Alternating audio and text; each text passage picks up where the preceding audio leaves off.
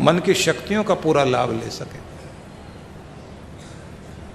Einstein ने कहा था कि अगर इंसान एक छोटे से पदार्थ की भी पूरी ऊर्जा का प्रयोग कर ले, पूरी दुनिया को जगमग कर सकता है। ऊर्जा चारों तरफ बहुत है, हमें उपयोग नहीं आता। अगर हम अपनी मन की शक्तियों का भी उपयोग करने वाले बन जाएं तो बहुत कुछ कर सकते हैं। इसलिए ये प्रैक्टिस कराई जाती है प्रत्येक व्यक्ति के लिए कि एक तो ब्रेन एक्सरसाइज जरूर होनी चाहिए, लेफ्ट ब्रेन राइट ब्रेन दोनों की एक्सरसाइज। और दूसरी चीज, प्रत्येक व्यक्ति को कंसंट्रेशन के लिए अभ्यास करना चाहिए। और तीसरी चीज, प्रत्येक व्यक्ति को प्राण शक्ति बढ़ाए रखने के लिए और संतुलित बनाने के लिए प्राणायाम जरूर करना चाहिए। और प्रत्येक व्यक्ति को अपने शरीर की क्षमताओं को बढ़ाए रखने के लिए शरीर की फालतू चर्बी को जलाया जा सके, अपने फैट्स को बर्न किया जा सके, और अपनी शक्तियों का सामंजस्य ठीक बनाने के लिए अंदर की जठराग्नि को तेज करने के लिए रोज थोड़ा थोड़ा पसीना जरूर बहाएं, क्योंकि हम लोग एसी वगैरह में ज़्यादा बैठते हैं, पसीना आने ही नहीं देते। अब प्रश्न आएगा कि मन की शक्तियों का उपयोग कैसे होगा। ये एक एक तल का मतलब है एक एक कला से अपने आप को सजाना। मन का उपयोग होगा कि जितना सकारात्मक सोचेंगे आप, जितना प्रसन्न रहेंगे, जितना शांत रहेंगे, जितने उत्साहित रहेंगे और भय से बचोगे, भय पर चोट कर सको, अपने क्रोध का उपयोग कर सको। मैंने क्रोध के संबंध में आपको पूरी बात सुबह कही थी। क्रोध के राक्षस को छोटा करिए लेकिन उसका उपयोग करो।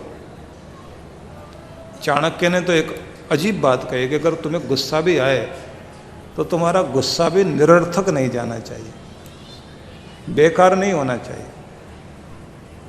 ऐसे नहीं कि गुस्सा आ गया और बाद में कहे नहीं मैं तो मजाक कर रहा था, मैं तो बस ऐसे ही, गुस्सा थोड़ा ही था, ऐसे थोड़ा होता है कभी कभी। गुस्सा भी अगर आए, किसी भी चीज में रोष भी आए तो उसको भी निरर्थक मत जाने देना। हाँ, गलती पर गुस्सा आता है, ज्यादातर में लोग कहते हैं दूसरे की गलती पर आता है, पर ज्यादातर देखने में आया अपनी मूर्खता पर भी गुस्सा आता है। और अपनी मूर्खता पर आया हुआ गुस्सा पश्चाताप छोड़ के जाता है। लेकिन फिर भी क्रोध का उपयोग इस तरह से हो जाए कि भाई अगर इसको गुस्सा भी आता है, बिना बात के तो आता नहीं, कोई बहुत बड़ी बात होती है तभी इसको गुस्सा आता है। और इसे हमें इरिटेट नहीं करना चाहिए, ये समझ में आए दूसरों को और वो गुस्सा कुछ न कुछ करके जाए।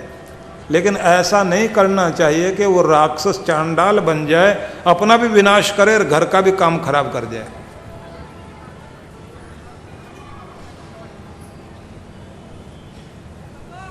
आप सोचिए, मिल्टन इतना बड़ा कवि हुआ है जिसकी पैराडाइज लॉस्ट नाम से उसका काव्य बहुत फेमस हुआ। तो उस मिल्टन को, क्योंकि समय के साथ में जाकर अंधा हो गया था, पति पत्नी में झगड़ा हुआ, झगड़ा बहुत आगे बढ़ गया और आखिर में उसके मुंह से एक शब्द निकल गया। कोई मित्र आया, उसने समझाया कि तुम अपनी पत्नी को देख नहीं सकते, वो बहुत सुंदर है, अच्छी है, उसमें कोई कमी नहीं लगती। तो मिल्टन उस समय अंधा हो चुका था, आंख से देख नहीं सकता था। तो उसने अपनी कविता की भाषा में इतना ही कहा कि दोस्त, मैं गुलाब को देख नहीं सकता, अंधा हूं, लेकिन सुना है कि गुलाब कोमल बहुत होता है, अंधा उसे छू के ही समझता है। पर मैंने तो इस गुलाब को जब भी परखने की कोशिश की, मुझे तो कांटे तो महसूस हुए इसके स्वभाव में, इसकी कोमलता का एहसास कभी नहीं हुआ। दोस्त समझा के चला गया, इनका झगड़ा आगे बढ़ गया। अब यहाँ तक का झगड़ा तो चल सकता था, यहाँ से आगे जो चला गया, पत्नी ने भी न जाने कहाँ कहाँ का खरा खोटा जो भी कुछ कहना था कह दिया, क्योंकि पत्नी के पास भी रिकॉर्ड बहुत अच्छा होता है, मेंटेन करके रखती है। पुराना पूरा हिसाब किताब, एक एक दिन का हिसाब था, उसने सारा बोल दिया। और सारा सुनने के बाद मिल्टन के मुंह से निकल गया, आज मेरे दिल से बिल्कुल तो उतर गई, मेरे दिल में तेरे लिए कहीं जगह नहीं बची। जो तूने बोल दिया उससे जो थोड़ी बहुत जगह थी वो भी मेरे दिल से तो निकल गई। उसने भी सामान पैक किया, चली गई, और उसके बाद वो लौटी नहीं। मिल्टन पूरी जिंदगी यही सोचता रहा कि वो आखिरी शब्द जो मैंने कहे थे वो क्यों कहे थे, मैं अपना गुस्सा रोक क्यों नहीं पाया। काश कोई समझदार होता उसे रोक लेता, कोई समझदार होता मुझे संभाल लेता, कोई बीच में था ही नहीं, हम कहाँ पहुँच गए।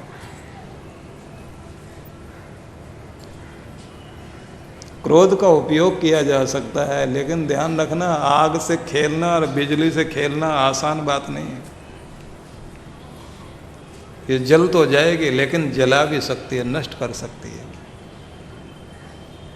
इसलिए कभी भी अपने आप को ऐसी स्थिति में मत जाने देना, क्योंकि आपके पास आपका कंट्रोल होना चाहिए। रिमोट कंट्रोल किसी और के हाथ में मत देना, पर अपना अपने पास तो रखो, अपने ब्रेक का इस्तेमाल तो करो।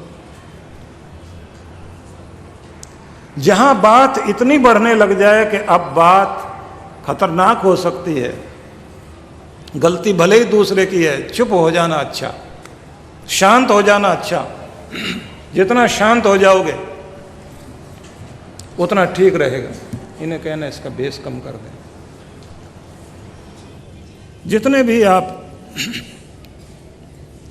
कंट्रोल कर लोगे अपने आप को, आप समझिए उस समय नाक नीचे नहीं हो जाएगी, पर विनाश को खत्म कर दोगे आप। जो विनाश सब कुछ तबाह कर सकता था, थोड़े से झुक जाने से वो खत्म हो जाएगा, नहीं तो वो विनाश सब कुछ नष्ट कर सकता है। पहले लोग बोलते थे कि भाई खानदानी इंसान हो, परिवार में बैठे हो, कैसे बात करना कैसे नहीं करना, जाना आना कैसे। सामान बेचने वाला भी सोचता था, एक व्यक्ति ऊंटनी के ऊपर सामान लाद कर, चूड़ियां लाद कर बेचने जाता। अब ऊंटनी को एक जगह खड़ा करके वो पानी पीने गया कुएं पर, ऊंटनी इतनी देर में भागकर बबूल के पेड़ की तरफ गई, कांटे वाटे खाने लग गई। तो ये वहीं से आवाज़ दे रहा है, ए बहन, ए बीबी, जरा रुक, बहन क्या करती है, बहन क्या करती है। अब लोग हंसे, बोल कैसे रहे हो, जानवर है वो, तेरी बहन है। अब वो बहन कहे, बीवी कहे, बीबी रुको, बीबी रुको, बन्नो रुको, बहन रुको। अब लोग हंसते जाएं, जानवर के साथ ऐसे बोल रहे हैं। उसने कहा भाई मैं बहन बेटियों में बैठता हूँ रात दिन, अगर जानवर के साथ जानवर बनने लग गया तो फिर मैं बहन बेटियों के बीच में कभी बैठ नहीं पाऊंगा, 2 पैसे भी नहीं कमा पाऊंगा और 2 पैसे से ज़्यादा इज्जत नहीं कमा पाऊंगा। इसलिए इसके साथ कभी जानवर के साथ जानवर नहीं हो सकता। वो बात कुछ और थी, अब किसी का लिहाज नहीं है। संस्कार यही तो थे। यहाँ परिवार के लोग हैं, महिलाएं हैं, बच्चे हैं, इनके सामने ऐसे नहीं बोल सकते हैं। वो लिहाज गया, परंपराएं गई, महाभारत को पढ़िए आप, शल्य और कर्ण की लड़ाई हो गई आपस में, तू मैं। अब शल्य कहता तू क्या लड़ेगा, तू क्या जीतेगा, अर्जुन का सामना कर रहा है तू, और तेरे पास वैसे भी वीरता नहीं, तू क्षत्रिय है ही नहीं। अब कर्ण की बारी थी, उसने बोलना शुरू किया, तू जिस मद्र देश से आया वहाँ के लोग कैसे हैं, वहाँ संस्कार नहीं है, माँओं के अंदर शर्म नहीं है, तो उनके बच्चे वीर कहाँ से होंगे, उनको किसी का लिहाज नहीं है। बहादुर माँ की लोरियाँ जिसने सुनी हो, दूध के साथ माँ के जिसने वीरता के गान सुने हों, वो कुछ लड़ सकता है अर्जुन से, वो सामना कर सकता है कर्ण से। मैं कर्ण हूँ, तू शल्य, तुझ में क्या है, तेरा देश अच्छा नहीं, तुम्हारे देश की महिलाएं, उनके अंदर आदर्श नहीं। अब महाभारत कांड ने ये लड़ाई लिखी है वहाँ पर, वो तू मैं लिखी है, और उसके बाद दर्शाया है कि कहीं के लोग आक्रांता हो जाएं, दुश्मनी करने वाले हो जाएं, बड़ों का लिहाज ना करते हों, उद्धत होना, दुष्टता दिखाना एक बात, लेकिन जिनकी वीरता लोगों के दिलों पर सवार होकर राज कायम कर सके, वो तो केवल संस्कार कर सकते हैं, अच्छाई कर सकती है, अच्छाई ही लोगों के दिलों पर राज कर सकती है, और कुछ भी राज नहीं कर सकती। जब अच्छी बातें इंसान के मुंह से निकलती हैं, देश हो, धर्म हो, सब जगह, चाहे देश का धर्म हो, व्यक्तिगत धर्म हो, राष्ट्र धर्म हो, या पारिवारिक धर्म हो, कुल धर्म हो, उसकी जो महत्वपूर्ण शिक्षाएं हैं जब तक जीवन में नहीं होगी, व्यक्ति ऊंचा नहीं उठ सकता। तो इसलिए मैं बताना चाहता हूं कि एक स्तर तो वो है हमारा जो शरीर का है, एक प्राणों का, एक मन का है, एक बुद्धि का भी है। बुद्धिमान होना एक बात है, चतुर चालाक होना, चुस्त होना, तेज होना, कमाने का तरीका जानता हो, बिजनेस करना जानता हो, और भी सारे गुण होते हो,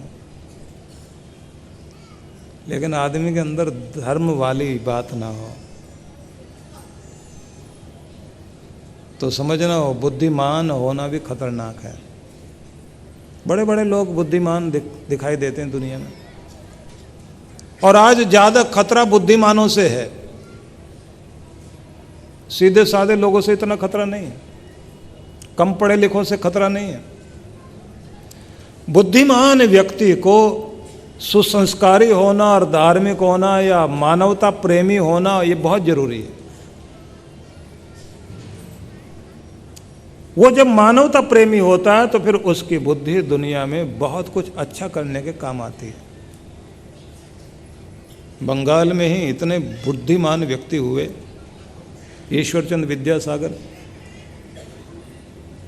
लेकिन बुद्धि का उपयोग उन्होंने समाज की भलाई के लिए लगाया। एक युवक को देखा उन्होंने, भीख मांगता हुआ पास में आया कि अगर आप मुझे थोड़े से पैसे दे दें तो मेरा पेट भर जाएगा, मेरे घर में गरीबी है, भुखमरी है।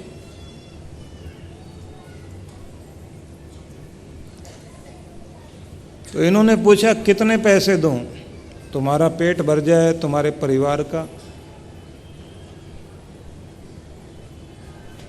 तो इसने कहा जी ऐसा है कि अगर आप ज़्यादा ही दे सकते हैं तो इतना दे दो कि मैं चने खरीद लूं या मूंगफलियां, और आज बेच के जो कुछ पैसे आए उस पैसे से अगले दिन की मूंगफली खरीद सकूं, और जो कमाई बचे उससे अपने घर के लिए आटा और नमक खरीद के ले जा सकूं।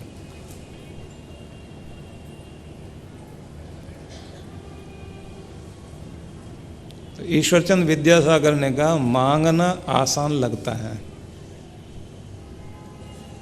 पर तुम मजबूर इंसान दिखाई देते हो। मैं तुम्हें पैसे दूंगा, जितने तुम मांग रहे हो उससे थोड़े ज़्यादा दूंगा, लेकिन एक कोशिश करना, कल से तुम दाताओं की लाइन में खड़े हो सको, कल से तुम किसी के आगे हाथ फैलाने लायक हालत में कभी ना आओ। ये अगर वायदा करो तो मुझे बहुत अच्छा लगेगा।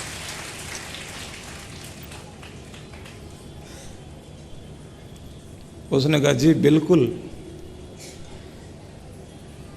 मैं कोशिश करूंगा।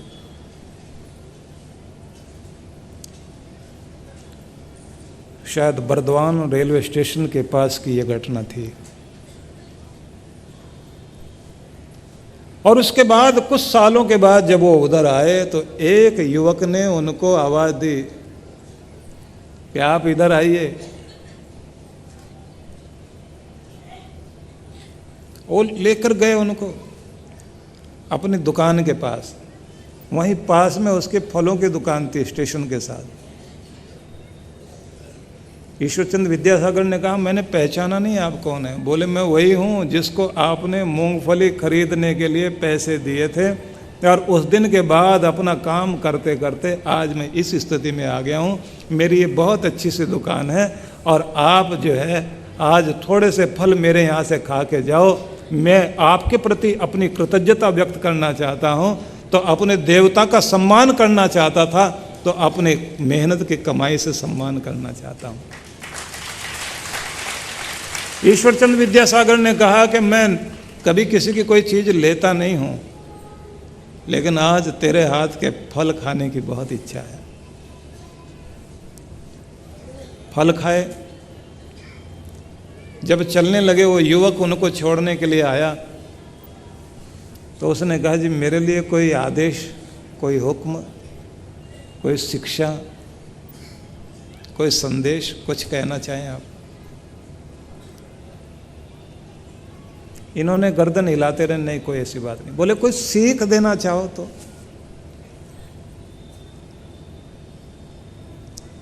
बोले ऐसे किसी के हाथ में पैसे मत देना, लेकिन अगर सच में जरूरतमंद हो कोई और कुछ बनने की इच्छा रखता हो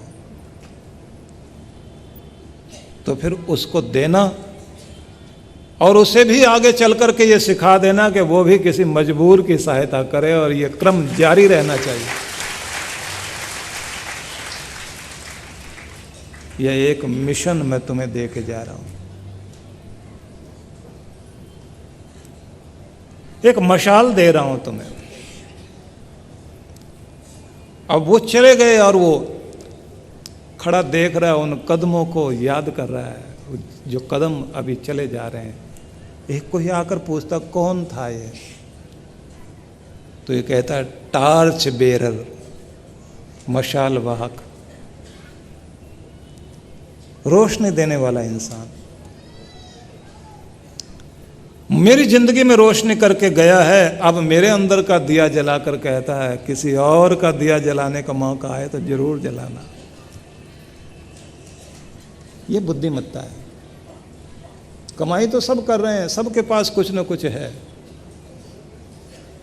लेकिन सही जगह इन्वेस्ट करने के लिए जो बुद्धि काम करने लग जाए, बुद्धि धर्म से जुड़ गई, इंसानियत से जुड़ गई। अब उस बुद्धि के प्रयोग देखिए।